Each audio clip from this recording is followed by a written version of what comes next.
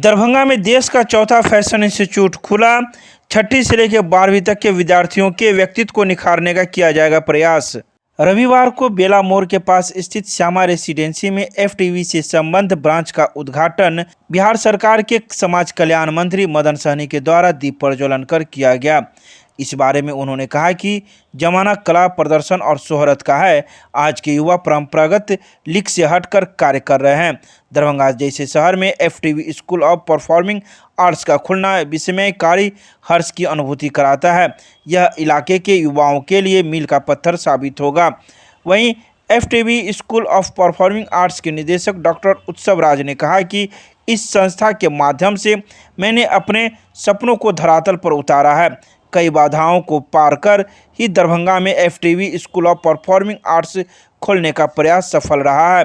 इस संस्था में cinema, photography, fashion, personality management आदि की क्रैक कोर्स से लेकर एमबीए तक की पढ़ाई होगी। कोर्सेज के सारे विशेषज्ञ दिल्ली, मुंबई, कोलकाता, चंडीगढ़ आदि शहरों से आएंगे और यहां छात्रों को सुविधाएं देंगे। मैं पेशे से एक शिशु रोग विशेषज्ञ हूं, दरभंगा के प्रसाद पॉलीक्लिनिक का निदेशक भी हूं। एक नई सोच, एक नई पहल मेरी थी कि दरभंगा जैसे शहर में लोगों को cinema, acting, fashion, personality development, event management, advertisement and PR जैसे कोर्सेज के लिए, जर्नलिज्म जैसे कोर्सेज के लिए दरभंगा से बाहर मुंबई जैसे शहरों में, चेन्नई जैसे शहरों में जाना पड़ता है। तो ये एक सोच थी, एक पहल है कि ऐसे कोर्सेज हम दरभंगा में शुरू करें। और एफटीवी एक इंटरनेशनल ब्रांड है जिसके तहत ये कोर्सेज दरभंगा में शुरू किए जा रहे हैं। और इनसे यहाँ के जितने भी छात्र छात्राएँ हैं जिनका कला और सिर्फ नॉर्मल डॉक्टरी और मेडिकल ये सब की पढ़ाइयों के अलावा जिनकी रुचि है, वो इसमें अपना कोर्स कर चुके सके और इस क्षेत्र में अपना नाम कर सके, आगे बढ़ सके, पैसे कमा सके, रोजगार पा सके। तो ये एक सोच है, एक पहल है दरभंगा वासियों के लिए। ये एक गिफ्ट है मेरी तरफ से जो मैं कहना चाहूँगा। इसका लाभ कहाँ तक पहुँच पाता है, ये दरभंगा वासियों, मिथिला वासियों के लिए है। ये पहला इंस्टीट्यूट है पूरे बिहार, झारखंड और यूपी का। अभी तक सिर्फ 4 इंस्टीट्यूट हैं FTV school of performing arts के इंडिया में, और हम चौथे अभी इंस्टीट्यूट हैं जिन्होंने शुरू कर दिए है अपने एडमिशन्स, और क्लासेस भी बहुत जल्द शुरू हो जाएंगे। अभी तक हम जानते थे कि दरभंगा से हम बाहर जाते थे नौकरी पाने के लिए, बट आज वो दिन है जब हमारे पास चेन्नई से फैकल्टी आई है फोटोग्राफी पढ़ाने के लिए, मिस्टर फ्रैंकलिन पॉल जूनो, जो कि फैशन फोटोग्राफी, प्रोडक्ट फोटोग्राफी और वाइल्ड लाइफ फोटोग्राफी के एक्सपर्ट हैं। मिस दीक्षा वर्मा जो कि करिश्मा तन्ना वार्डरोब मैनेजमेंट मुंबई में कर रही थी, वो हमें यहाँ पे फैशन मैनेजमेंट की फैकल्टी रहेंगी। मिस्टर शौकत घोष जो कि कोलकाता में कई सारे पिक्चरों के निर्देशक रह चुके हैं, कई सारी पिक्चरों में काम कर चुके हैं, वो फैकल्टी ऑफ सिनेमा यहाँ पे देख रहे होंगे दरभंगा में। तो अब ऐसे लोग दरभंगा नौकरी के लिए आ रहे हैं, ये मुझे वैसा ही गर्व और वैसा ही गौरव दे रहा है जैसा एयरपोर्ट का खुलना दरभंगा में लगा था। रोटी सोटी की नई पेशकश अब एक नए अंदाज में आपके शहर में। रूफटॉप रोटी सोटी अशोका कॉम्प्लेक्स, राजकुमारगंज, दरभंगा। एक बार जरूर पधारे। हमारा संपर्क नंबर है 8084286455 और 8298542000।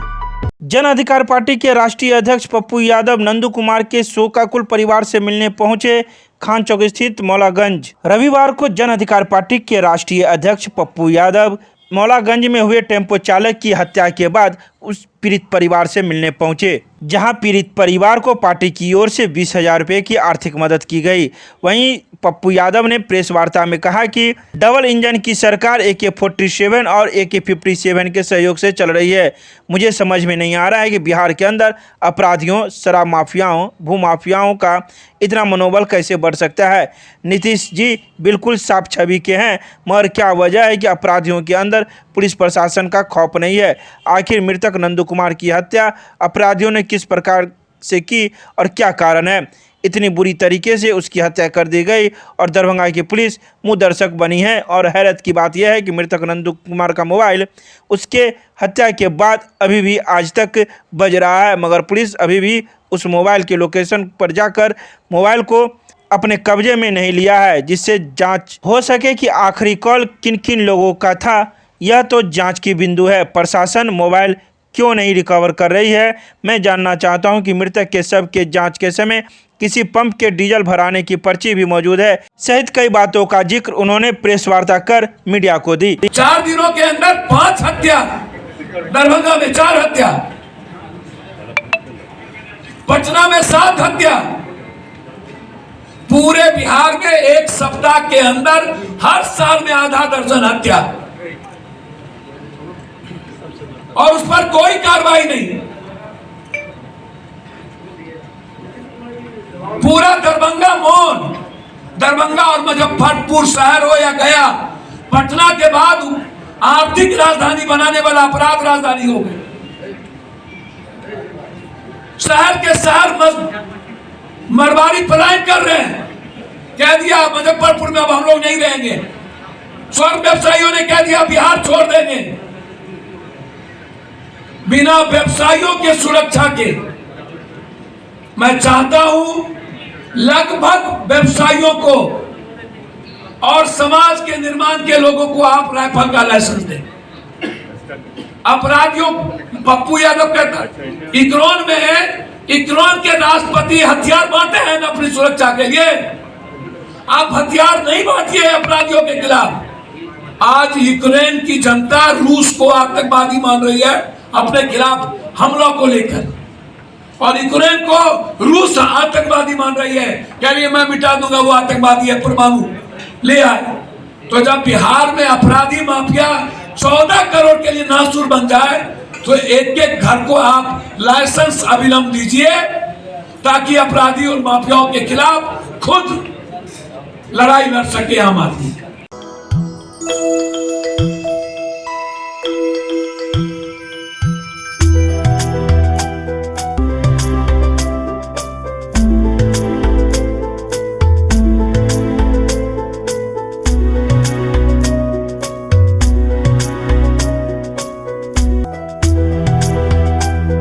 दरभंगा के गणेश मंदिर चौक के पास स्थित बजरंग टाइल्स एंड सैनिटरी का हुआ शुभारंभ।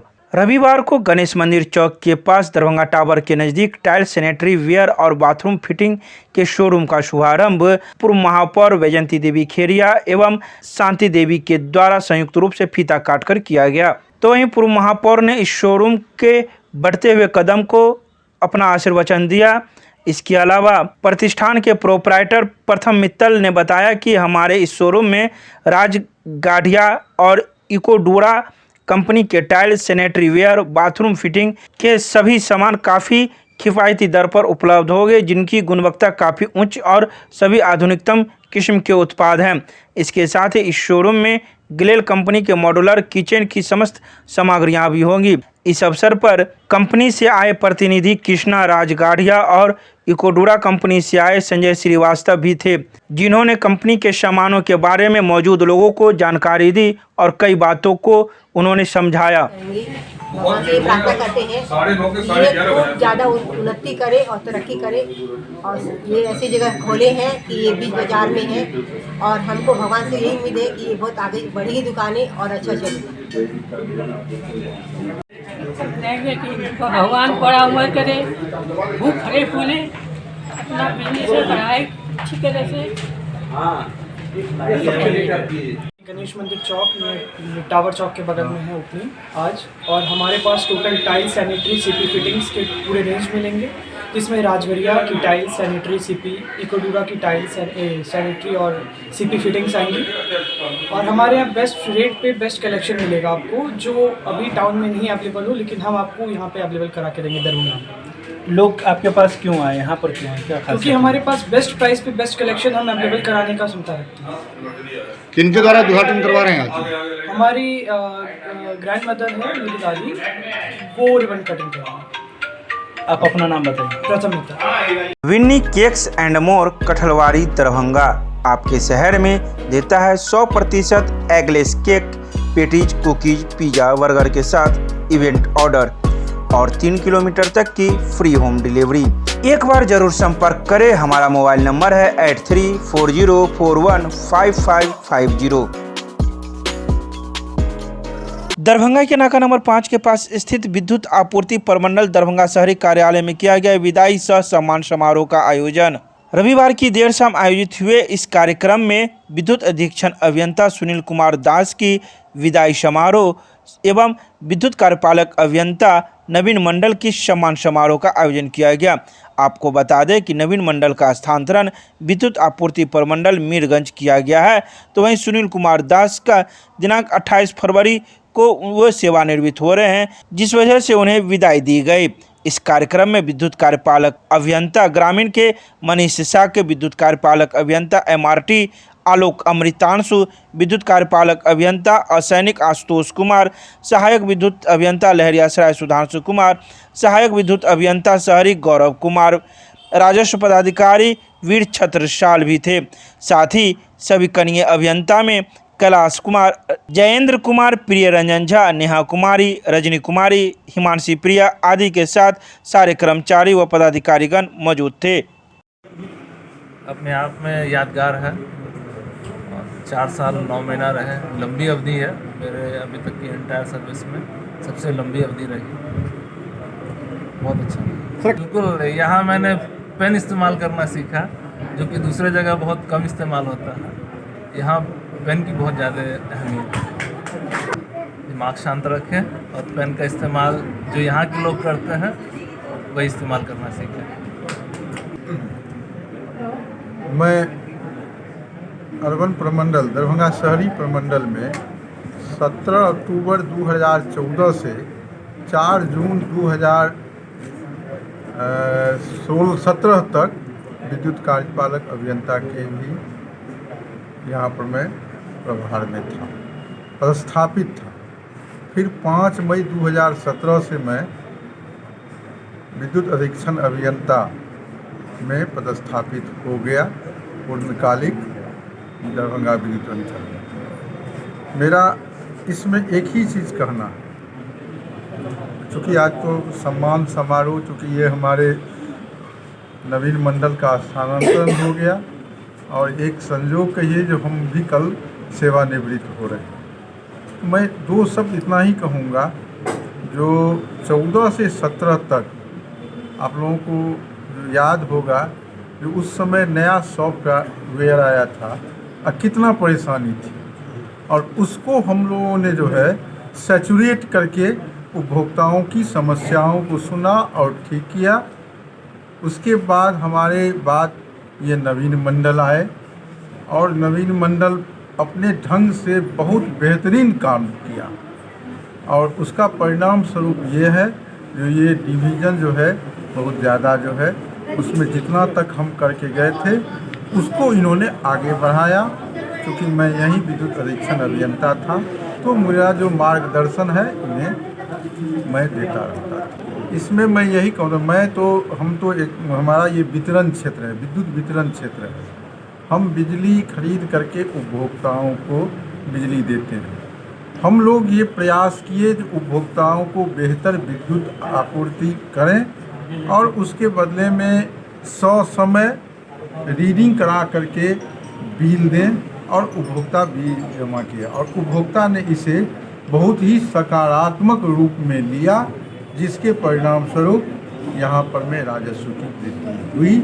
और किसी भी प्रमंडल का पैमाना AT&C लॉस में से ही आंका जाता है ये वितरण क्षेत्र में। इस प्रमंडल का ये AT&C लॉस सिंगल डिजिट में आता है प्रति वित्तीय वर्ष में। तो ये एक उपभोक्ताओं का बहुत बड़ा सहयोग है, जिसके परिणाम स्वरूप ये सफल हुआ। Prime hospital and research centre, advance urology, laparoscopy एवं gynaec centre, bus stand, Delhi मोड़, NH57 मखाना अनुसंधान केंद्र के सामने, दरभंगा। हमारे यहाँ किडनी की बीमारी, प्रोस्टेट, पथरी एवं यूरोलॉजी की अन्य बीमारियां तथा यूरोलॉजी का कैंसर का आधुनिक जांच, इलाज एवं सर्जरी की पूरी व्यवस्था है। साथ ही यहाँ पर लेप्रोस्कोपी एवं लेजर के द्वारा सर्जरी की जाती है। यहाँ है 24 घंटे गायनोलॉजिक्स की उपलब्ध, जहाँ जच्चा और बच्चा का सारा इलाज जैसे की नॉर्मल डिलीवरी, सिजेरियन, बच्चेदानी का ऑपरेशन, नवजात बच्चे के लिए NICU, ICU की सुविधा उपलब्ध। डॉक्टर से संपर्क करें हमारे इस नंबर पर। हमारा नंबर है 9693233093 और दूसरा नंबर है 7700823893। संस्कृत विश्वविद्यालय के सीनेट की बैठक में 4.5 अरब के घाटे का बजट हुआ पारित। संबंध कॉलेज के कर्मियों के लिए पहली बार विशेष बजटीय प्रावधान। संस्कृत विश्वविद्यालय में रविवार को आयोजित 45वीं सीनेट की बैठक में वर्ष 2022-23 के लिए 4 अरब 46 करोड़ 41,17,534 रुपये घाटे का बजट पारित किया गया। सदस्यों ने बजट में अपेक्षित सुधार को भी जरूरी बताया। वित्त सहित संबंध शास्त्रीय एवं उपशास्त्रीय कॉलेज कर्मियों के पेंशन व पारिवारिक पेंशन के लिए पहली बार वर्ष इस बजट में विशेष प्रावधान किया गया है। 31/8/2010 के बाद सेवानिवृत्त हो चुके ऐसे कर्मियों के लिए अलग से हेड में पेंशन मद में बकाया की राशि की मांग की गई है। वहीं इस सीनेट की बैठक की अध्यक्षता कुलपति प्रोफेसर शशिनाथ झा कर रहे थे। साथ ही इस बैठक में प्रति कुलपति, कुल सचिव एवं सीनेट के सदस्यगण मौजूद थे, जिन्होंने अपने अपने सवाल रखे और इसका सीधा जवाब कुलपति एवं अन्य सदस्यों के द्वारा दिया गया। आज आई व्यय पर डिस्कशन होगा और विभिन्न क्वेश्चन आंसर जो है उस पर वाद विवाद सब होगा। धन्यवाद। कुलपति ने अपने साल भर के कार्यों का लेखा जोखा प्रस्तुत किया, अभिभाषण दिया, उस पर चर्चा होगी, बहस होगी, उसके प्रस्ताव पर विवाद हो रहा है। इसके बाद फिर बजट पेश किया जाएगा। बजट के बाद निर्णय लिया जाएगा और वो राज्य सरकार को बजट भेजा जाएगा। सर, ये बहुत बारी बात क्वेश्चन आपने बहुत ही महत्वपूर्ण क्वेश्चन उठाया। संजोग है कि आज मेरा इसी पर चर्चा हो। सीनेट और सिंडिकेट क्या होता है यह हम लोग भूल चुके हैं। हम लोग आते हैं, अपना बजट पास किए, अपनी समस्याओं का, अभी आपने देखा कि उन्होंने ये किया, ये अपनी सेवा से संबंधित बातें छोड़ करके संस्कृत का कैसे विकास हो, संस्कृत के छात्र की रुचि कैसे बढ़े, इसके लिए कोई चर्चा नहीं। जो 2 लाख 2.5 लाख रुपया जो यहाँ पर लेते हैं उनके भी बच्चे संस्कृत नहीं पढ़ते हैं। संस्कृत आप पढ़िएगा नहीं, दूसरे को कहिएगा पढ़ने के लिए होगा। आप भी पढ़िए, जागरूकता बनाइए। और संस्कृत एक ऐसी भाषा है जिसमें 100% रोजगार है। जहाँ पर 100% रोजगार है और उसको पढ़ने के लिए छात्रों की इतनी कम संख्या है, यह एक चिंता की बात है। Gyan Sarita public school Ruhelaganj Kaidrabad Darbhanga based on CBSE curriculum. नए सत्र 2022-23 में नामांकन प्रक्रिया प्रारंभ। संपर्क करें, हमारा नंबर है 9973338749। दरभंगा के स्टेशन रोड में स्थित मिथिला क्षेत्रीय ग्रामीण बैंक स्टाफ बचत एवं साख स्वावलंबी सहकारिता समिति परिसर में की गई आम सभा की बैठक। रविवार को उत्तर Bihar Gramin bank employees federation एवं Uttar Bihar Gramin Bank Officer Federation Darbhanga region के सदस्यों की आम सभा मिथिला क्षेत्रीय ग्रामीण बैंक स्टाफ बचत एवं साख स्वावलंबी सहकारी समिति लिमिटेड दरभंगा के प्रांगण में साथी आनंद मोहन दास की अध्यक्षता में की गई। सभा में सांगठनिक गतिविधियों के बारे में विस्तार से क्षेत्रीय सचिव सुधीर कुमार ने सदस्यों के बीच रखा। उन्होंने बताया कि हमारी सदस्य संख्या अन्य सभी क्षेत्रों से आगे है और दरभंगा रीजन फेडरेशन की सशक्त इकाई है। स्थानांतरण पश्चात इस रीजन के अधिकांश साथियों का दूसरे रीजन में ट्रांसफ़र हो गया है। दूसरे रीजन से जो भी साथी आए हैं अपने आप को पूरी रूप से घुल मिलकर नहीं रख रहे हैं। तो वहीं सभा में महासचिव ऑफिसर फेडरेशन के प्रदीप कुमार मिश्र ने अपने संबोधन में कहा कि उत्तर बिहार ग्रामीण बैंक जिसकी सेवा क्षेत्र में 18 जिला में है, सेवारत उत्तर Bihar Gramin bank employees federation एवं ऑफिसर फेडरेशन का संयुक्त सम्मेलन 9 अप्रैल 2022 को तय हुआ है, जो दरभंगा में किया जाएगा। बैठक जो है वह उत्तर Bihar Gramin Bank Officer federation और उत्तर Bihar Gramin bank employees federation जिसका संयुक्त सम्मेलन 9 अप्रैल 2022 को दरभंगा में होने जा रहा है। आपको मालूम है कि उत्तर बिहार ग्रामीण बैंक की 1032 शाखाएं उत्तर बिहार के 18 जिलों में कार्यरत है, जिसका यह कॉन्फ्रेंस होगा जिसमें चुने हुए उस जिले से प्रतिनिधि 500 प्रतिनिधि इसमें हिस्सा लेंगे। उनका यहाँ हम कैसे सम्मान करें ताकि दरभंगा उनको एक यादगार रहे कि दरभंगा में हमारा आतिथ्य अच्छे ढंग से हुआ था, उसी की सफलता के लिए हम ये बैठक बुलाए हैं। इसके साथ ही स्थानीय स्तर पर जो प्रबंधन की कर्मचारी विरोधी कार्रवाई है उसके प्रतिकार के लिए हम चार्टर ऑफ डिमांड प्लेस करने जा रहे हैं, जिसमें 1 सप्ताह का हम समय देंगे।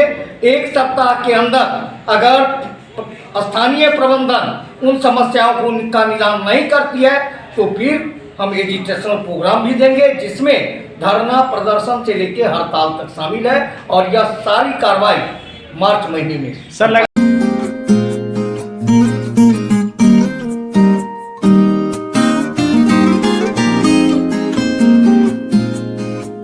एमडीएम रसोईया एकता संघ दरभंगा जिला कार्यकारिणी की बैठक सर्वे ऑफिस कार्यालय में संघ के जिला अध्यक्ष हेमंत कुमार यादव के नेतृत्व में संपन्न हुई। रविवार को आयोजित इस बैठक में सर्वसम्मति से प्रस्ताव पारित कर केंद्र राज्य सरकार द्वारा रसोईया के साथ नाइंसाफी व मनमानी के खिलाफ आगामी 8 मार्च को पीएम के समय रसोईया अधिकार मार्च एवं धरना प्रदर्शन कार्यक्रम आयोजित करने का निर्णय लिया गया।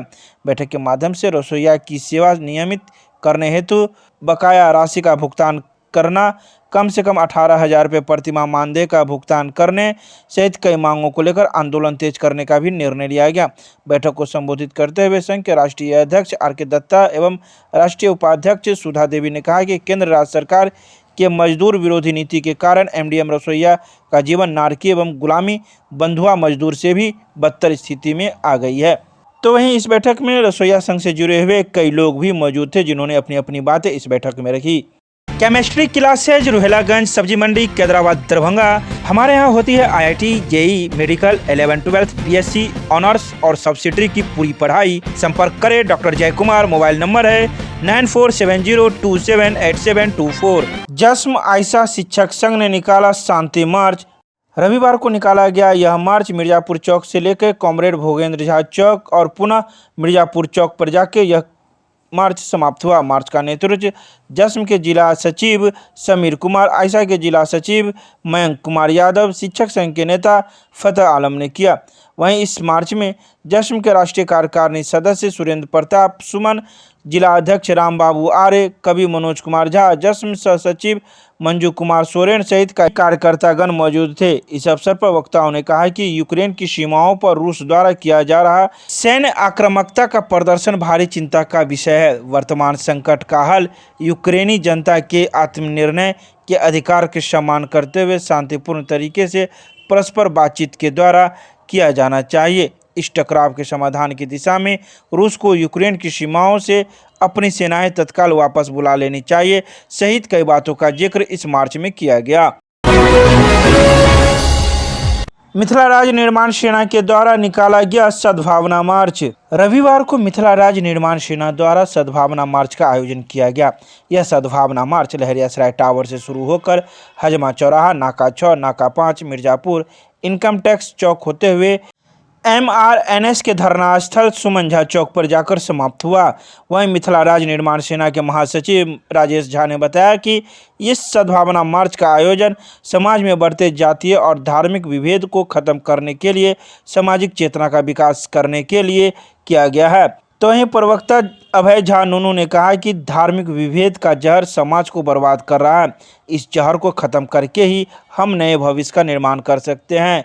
तो वहीं अध्यक्ष रंगनाथ ठाकुर ने कहा कि मिथिला राज्य निर्माण सेना समाज को जोड़ने की राजनीति का आधार तैयार कर रहा है। इस सद्भावना मार्च में आनंद ठाकुर, विक्रम चौधरी, राम सुभग चौधरी, राजनारायण राय, विक्रम मंडल, अनंत झा, कन्हैया चौधरी, संतोष कुमार, देवजी राय, मुकेश कामत, फेकू राय, सुजीत मिश्रा, रचना झा सहित कई लोग मौजूद थे।